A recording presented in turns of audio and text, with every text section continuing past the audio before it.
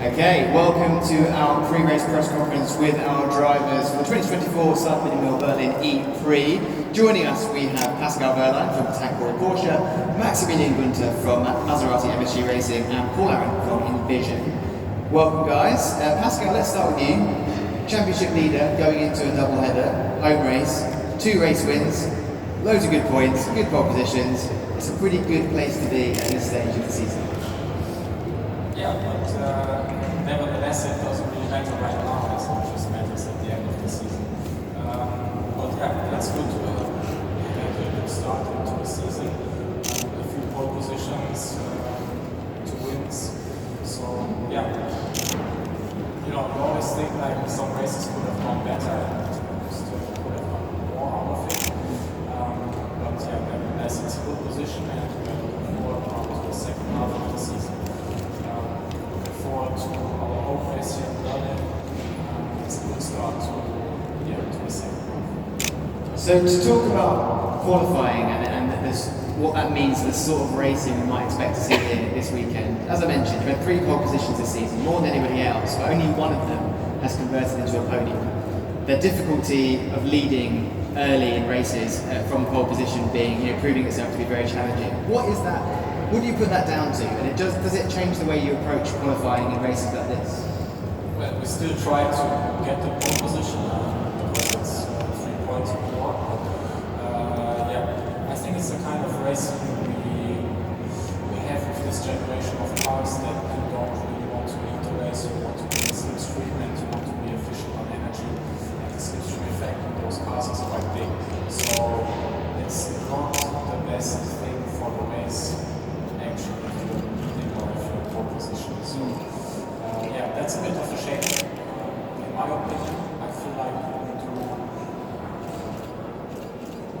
most of the races too much energy management. But yeah, that's just my personal opinion. So how do you manage that? Because it feels like risk versus reward. You get the reward of potential pole position in 3 points, but then the risk of not being able to maintain that position. The strategy is everything at that point, but it's very hard to know how the race is going to pan out.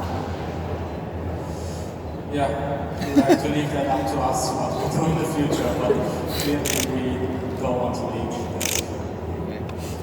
So this point of the season, you're in a very similar position to where you were last season as a championship contender. It feels that Berlin always has a bit of a decisive role in how championships end up, even when it isn't at the end. So with that in mind, how important is this weekend to try and build a bit of a gap? Yeah, it's a very important weekend because we have 4 weekends left. All being a double header, so a lot of points to be scored this weekend, and plus on top it's our home race we want to lose especially. Thank you, Pascal. Max, moving on to yourself. Home race for you, 3rd in a row of home races in some shape or form. I'm getting bored of saying it now. Home race, home race, home race. You've won here in the past in season 6, so thoughts ahead of the weekend, confidence approaching this double header? First of all, always special to race on home soil. It's a cool race here and nice to have a different layout now this year. And I think Pascal mentioned the races here are going to be again very strategic. I think especially the first one on Saturday. It's the same for everybody, so we have to make the most of it, being smart in the way how we position ourselves. But I feel we come here with a good feeling, good momentum. First half of the year has been solid, and we want to keep building on that and keep improving. So in a similar chain of thought to what I just asked Pascal about the importance of this weekend, currently 6th in the standings, 12 points behind the top 5. What do you think is possible now, not just this weekend, but going forward? What's the target? As I said, I think the first half of the year has been good. For sure, other people, I think they are the favorites, especially the Porsche and the Jaguar cars. But our target is to extract the most from every weekend, score many points, and then we see what's possible. I think there are quite a few cars this year in the mix, in the fight. Maybe 6, 7, 8 guys who can fight for quite a lot this year. But our job is just to extract the most from every weekend. To touch upon the change in circuit layout that we're seeing for this weekend, What are the biggest differences, and how might that change the racing? Not just to the surface, but in terms of the changing corners and maybe the higher average speed. Well, I think it remains still a bit similar in terms of the character that you can overtake really well on this track. I think that the track now is a bit, say, almost a bit small compared to the previous one. So overtaking possible, but not as straightforward as the old one. The old one was very easy. So here you can position yourself a bit differently. I think we still have a good variation of corners from low speed to quite fast. The last sector is really fast. So yeah, I think good mix, and just nice to have something new, something different. Paul, moving on to yourself, goes without saying, very unique opportunity for you this weekend, racing in a double header. First of all, a very simple question, how much are you looking forward to it? Yeah, thank you. It's great to be here and great to have this opportunity, so I want to thank Envision for that. But yeah, it's great that I'm doing this debut on a double header, because obviously I have no prior experience in this championship, and for sure with the level of drivers that we have here, it's not going to be easy jumping in. And Formula E is a very specific championship regarding how complex the car is with all the systems. So at least, I have the round on Saturday to kind of get used to everything, and maybe we'll get a good result at some points, but I can't expect much because it's going to be my first time, and I'd rather not expect anything and just hope for a good surprise. But then on Sunday, we have another go at it, and everything I've learned from Saturday I can apply on Sunday. So in that sense, there is a bit of time to kind of learn and then put the learning to use. In terms of preparation, outside of simulator work, what else have you done to get ahead of the weekend? Have you had any particular conversation with anyone in order to get up to speed with what the racing might bring? Yeah, for sure. I mean, of course, the rookie session in Misano was a big part of it.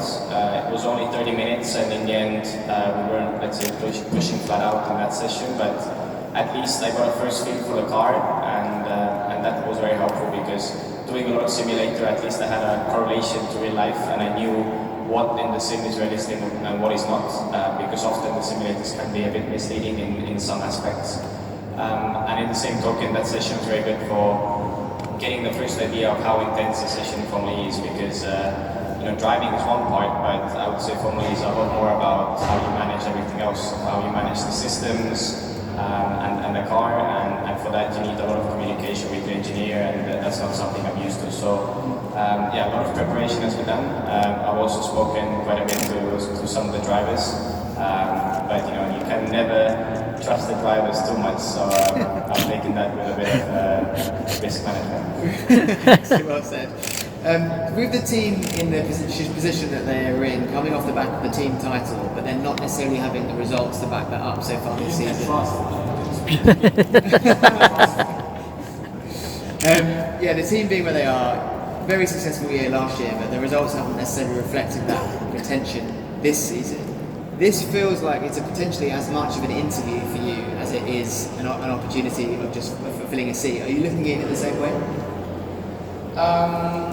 Yeah, I guess so. But I mean, yeah, for sure, it's a great opportunity to come and race with the reigning champions. I mean, I wouldn't have imagined to have this opportunity in a high-level championship like Formula E. And normally it's with a team who's been struggling, but these guys were champions last year, and I think they've been very quick also this year.